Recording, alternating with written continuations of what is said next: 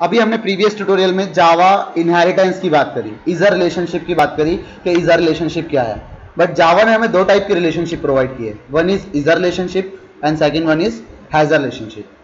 कुछ easier relationship में यानी कि इनहेरिटेंस कंसेप्ट में कुछ ड्रॉबैक हमारे सामने आया। ड्रॉबैक्स क्या थे कि किसी एक क्लास के अंदर मैं अलग अलग दो क्लास को एक साथ एक्सटेंड नहीं कर सकता। हम लोगों ने वहाँ प्रीवियस ट्यूटोरियल में डिस्कस नहीं किया कि जावा मल्टीपल और हाइब्रिड इनहेरिटेंस को सपोर्ट क्यों नहीं करता।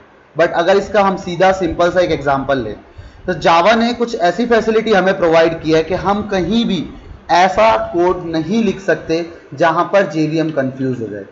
हमारे जावा में एग्जीक्यूशन के लिए जेवीएम रेस्पॉन्सिबल है। अब सपोज मैंने सेम टू सेम दो फंक्शंस बना दिए और एक फंक्शन को मैं कॉल कर रहा हूं, मैसेज फंक्शन मैंने दो बार डिक्लेयर कर दिया। अब मैं इन्वोक कर रहा हूं जेवीएम को और मेन फंक्शन में मैं मैसेज को कॉल कर रहा हूं, तो क्या होगा, जेवीएम टोटली कंफ्यूज हो जाएगा कि कौन से मैसेज फंक्शन को मुझे कॉल करना है। इसी तरीके से अगर मल्टीपल और हाइब्रिड इनहेरिटेंस की हम बात करें, मल्टीपल इनहेरिटेंस क्या है, कोई क्लास है ए और बी, ए और बी क्लास को एक्सटेंड कर रही है कोई सी क्लास, जो जावा में पॉसिबल नहीं है। अगर हाइब्रिड की बात करें, हाइब्रिड इनहेरिटेंस क्या है, तो हाइब्रिड में भी कुछ ऐसा ही है, combination of multiple and hierarchical is called a hybrid inheritance. तो हाइब्रिड में भी आपका सेम वही ड्रॉबैक था, पहले मल्टीपल अप्लाई करना था हमें, वहां भी यही सिचुएशन आ रही थी। तो जब मैं ए और बी क्लास दोनों को एक्सटेंड कर रहा हूं सी क्लास में, सपोज जावा इस चीज को अलाउ भी कर देता, तो यहां पर ड्रॉबैक क्या होता कि ए क्लास से भी कोई सेम प्रॉपर्टी आ सकती थी और बी क्लास से भी सेम प्रॉपर्टी एक्सटेंड होकर आ सकती थी सी के पास।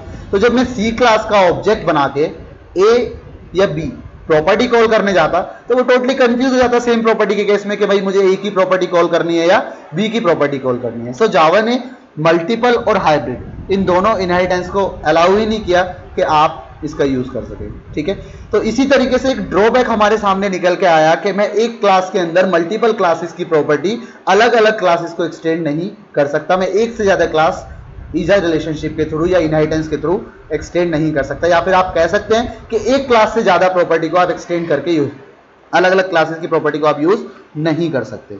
नंबर एक डिसएडवांटेज हमारे सामने ये आया। सेकंड डिसएडवांटेज हमारे सामने क्या था कि हमारी मेमोरी वेस्टेज थी। सपोज मुझे एक क्लास में 10 फंक्शंस अवेलेबल हैं, 20 फंक्शंस अवेलेबल हैं, कुछ मेंबर्स अवेलेबल हैं, बट मुझे 2 और 3 फंक्शंस का यूज करना है, बट मेरे पास तो इनहेरिट होकर सारे फंक्शंस आ रहे हैं, सो मेरे क्लास की मेमोरी वेस्टेज हो रही है। तो मैं ऐसे कंसेप्ट में इजर रिलेशनशिप में कहीं ना कहीं डिसएडवांटेज मुझे दिखाई दिया था। तो इसका अल्टरनेटिव सॉल्यूशन जावा ने मुझे दिया हैजर रिलेशनशिप, कि इस चीज का बेनिफिट, इस चीज का यूज मैं हैजर रिलेशनशिप के बेस पे कर सकता हूं। जैसे कि अगर इसके लाइव एग्जांपल की हम लोग एक बात करें, सब लोग सिस्टम असेंबलिंग के बारे में जानते होंगे। लाइक सब लोग आज के टाइम में लैपटॉप का वे है, सब लोग लैपटॉप परचेस करते हैं, बट अगर बात करें डेस्कटॉप के टाइम की, जब डेस्कटॉप हम लोग परचेस करते थे तो डेस्कटॉप के टाइम पे हम लोग क्या करते थे कि सिस्टम मैंने असेंबल कराया, ये वर्ड हमने सुना होगा। असेंबलिंग मीन्स कि भाई मुझे एलईडी सैमसंग कंपनी अच्छी दे रही थी, एलईडी मैंने सैमसंग से परचेज करी। मदरबोर्ड मुझे पता है कि इंटेल कंपनी मुझे अच्छी देती है, मदरबोर्ड मैंने इंटेल कंपनी से उठा लिया। ठीक है, साउंड सिस्टम मुझे पता है सोनी अच्छा देती है, साउंड सिस्टम मैंने सोनी से उठा लिया। रैम, फैन मुझे डिफरेंट कंपनीज अच्छी दे रही थी, तो वो कंपनीज मैंने, जिस कंपनीज की मेरी कंसेप्ट, मेरी चीज़ें मेरी अच्छी थी, वो चीज़ें मैंने डिफरेंट कंपनी से उठाई और सिस्टम को असेंबल करके अपना सिस्टम कंप्लीट कर लिया। तो जो चीज़ रियल वर्ल्ड में पॉसिबल है, ऐसी चीज़ें जावा में भी पॉसिबल हो सकती हैं। अब यहाँ पर एक चीज़ उठती है कि ऐसा तो नहीं है कि इंटेल केवल मदरबोर्ड बना रही है, हो सकता है इंटेल अपना साउंड सिस्टम भी बना रही होगी, इंटेल अपनी एलईडी भी बना रही होगी, same Dell, RAM, LED, hard disk सब चीज़ बना रही होगी, सेम सोनी भी सब चीज़ बना रही होगी। बट मुझे टॉप मोस्टेड चीज़ें उठानी थी उस कंपनी की, टॉप मोस्टेड अपने सिस्टम कॉन्फ़िगरेशन में, सिस्टम असेंबलिंग में मुझे पिक करनी थी। तो यहाँ पर इजर रिलेशनशिप से मैं ये चीज़ें परफॉर्म नहीं कर सकता। अगर मैं एक एग्जाम्पल यहाँ पर अज्यूम करके चलूँ कि मेरे पास, एक एग्जाम्पल के थ्रू हम लोग यहाँ समझते हैं, सपोज मेरे पास एक क्लास है com.inheritance.हैजर, एक पैकेज बनाया और उसमें एक क्लास बनाई इंटेल। ये इंटेल क्लास मुझे कुछ फंक्शंस प्रोवाइड कर रही है, पब्लिक void मदरबोर्ड, एंड यहां पर कुछ कॉन्फ़िगरेशन दी है मदरबोर्ड को बनाने के लिए। लाइक मैं केवल यहां पर लिख देता हूं इंटेल मदर बोर्ड एंड मुझे कुछ फंक्शंस और प्रोवाइड कर रही है, public void hard disk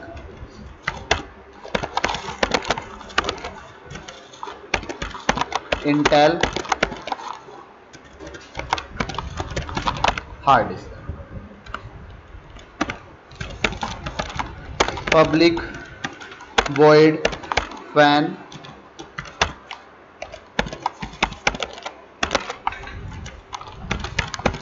Intel fan.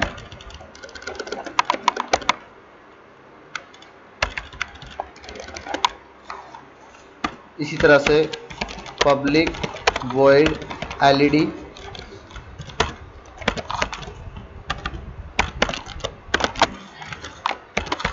Intel LED and public void sound system.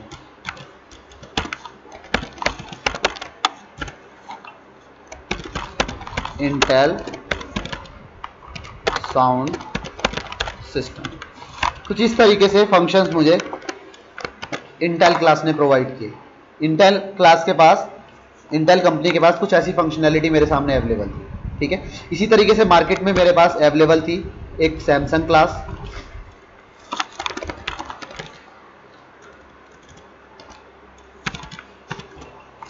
अब जो फंक्शंस, जो फैसिलिटी मुझे इंटेल क्लास प्रोवाइड कर रही थी, सेम टू सेम सारी चीजें मुझे सैमसंग क्लास भी प्रोवाइड कर रही थी। Sound, Samsung motherboard, Samsung hard disk, Samsung fan, Samsung LED and Samsung sound system, ठीक है। इसी तरीके से और भी मेरे पास नंबर ऑफ क्लासेज अवेलेबल हैं, कंपनीज अवेलेबल हैं, लाइक सोनी मेरे पास अवेलेबल है एंड सोनी भी मुझे same to same functionality provide कर रही है। Sony motherboard, Sony hard disk, Sony fan, Sony LED and Sony sound system. एक और मेरे पास क्लास है डेल, डेल भी मुझे सारी चीज़ें प्रोवाइड कर रही है।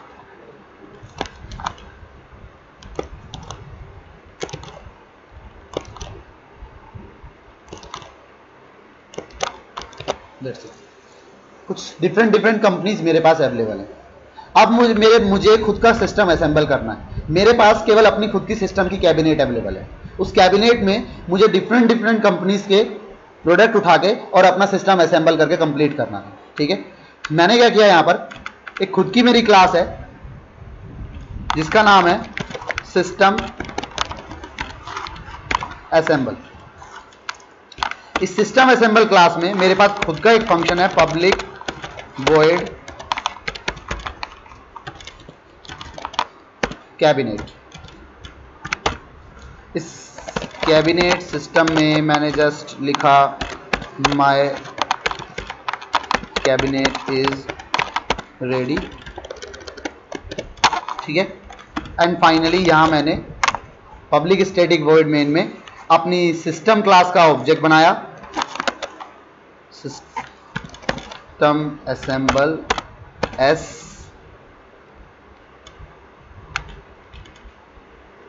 Equal to new system assemble. मैंने जो सिस्टम असेंबलिंग क्लास का ऑब्जेक्ट बनाया एंड फाइनली अपनी कैबिनेट फंक्शन को मैंने यहां पर कॉल कर दिया।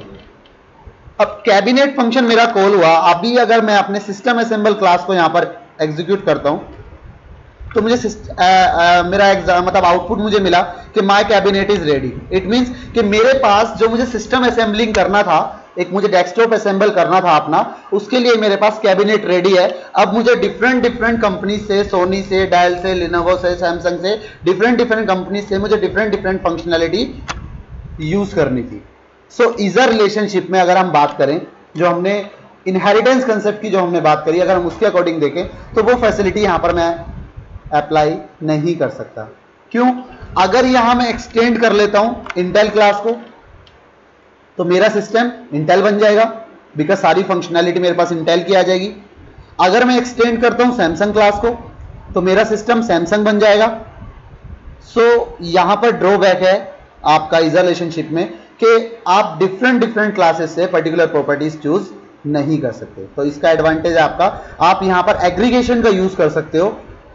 एग्रीगेशन कंसेप्ट मतलब हैजर रिलेशनशिप को एग्रीगेशन भी आप कह सकते हैं, तो एग्रीगेशन का आप यूज कर सकते हो। एंड यहां आप जिस क्लास की प्रॉपर्टी के आपको रिक्वायरमेंट है उस क्लास का ऑब्जेक्ट आप अपनी क्लास के अंदर बनाएंगे एंड फाइनली उसकी जो भी प्रॉपर्टी है उसे आप कॉल करेंगे। जैसे कि मुझे इंटेल क्लास से केवल मदरबोर्ड चाहिए था, मुझे पता है कि इंटेल मेरे सिस्टम के अंदर जो मदरबोर्ड मुझे प्रोवाइड करेगा वो पावरफुल है और वो कैपेबल है मेरी सारी तरह की सिचुएशंस में वर्किंग करने के लिए। ठीक है, तो मैंने इंटेल क्लास का ऑब्जेक्ट बनाया, Intel I equal to new Intel I dot motherboard. मैंने फाइनली इंटेल क्लास का मदरबोर्ड फंक्शन कॉल कर दिया। इट मींस फंक्शन कॉल कर दिया। और रियल बेस अगर हम देखें तो मदरबोर्ड हमने इंटेल कंपनी से परचेज करके अपने सिस्टम के अंदर यूज कर लिया, लगा दिया। ठीक है, एंड देन अब मुझे सैमसंग कंपनी से एलईडी चाहिए था, मैंने सैमसंग का ऑब्जेक्ट बनाया, Samsung S equal to new Samsung और एस डॉट एलईडी। मैंने सैमसंग से एलईडी उठा लिया, एस पहले से ही ऑब्जेक्ट बना हुआ है तो इसको एस कर लीजिए। मैंने यहां पर एलईडी बना लिया, अब मुझे एलईडी मिल गया, सैमसंग से मैंने एलईडी परचेज कर लिया। अब मुझे सोनी कंपनी से मुझे क्या चाहिए था, साउंड सिस्टम चाहिए था। मुझे पता है सोनी मुझे साउंड सिस्टम अच्छा प्रोवाइड करती है, तो मैंने फाइनली सोनी क्लास का ऑब्जेक्ट बनाया equal to new Sony and dot sound system. मैंने सोनी क्लास से साउंड सिस्टम कॉल कर लिया। ठीक है, एंड अब मुझे चाहिए था हार्ड डिस्क, डेल मुझे अच्छा हार्ड डिस्क प्रोवाइड कर रही है, तो फाइनली मैंने डेल का ऑब्जेक्ट बनाया and D dot hard disk function call कर लिया। अब एज पर रिक्वायरमेंट जो भी सिस्टम कॉन्फ़िगरेशन करने के लिए जिस भी कंपनी के प्रोडक्ट की मुझे रिक्वायरमेंट है वो सारे प्रोडक्ट रियल बेस्ड अगर हम बात करें तो मेरे पास अवेलेबल है। मैं डिफरेंट तरीके से उसे चूज कर सकता हूं। इसी तरीके से हर क्लास का ऑब्जेक्ट मेरे पास अवेलेबल है। जब ऑब्जेक्ट अवेलेबल है तो मैं उसकी सारी प्रॉपर्टी कॉल कर सकता हूं। सो वहां ड्रॉबैक क्या था इजर रिलेशनशिप में कि मेरी मेमोरी वेस्टेज हो रही थी। यहां पर मेरी मेमोरी वेस्टेज नहीं हो रही है, मुझे डिफरेंट क्लास से प्रॉपर्टी को कॉल करने के लिए रेफरेंस मिल रहा है, बट वहां पर सारी प्रॉपर्टी मेरे क्लास में एग्जिस्ट हो रही है।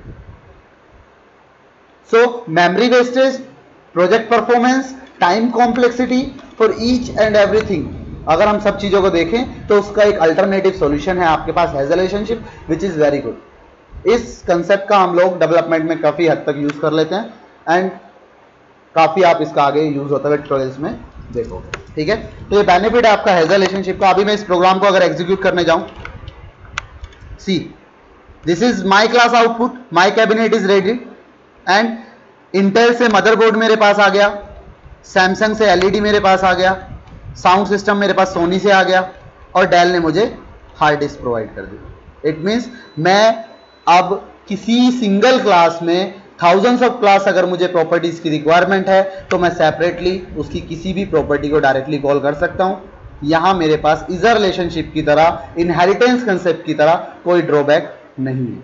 ठीक है, थैंक यू।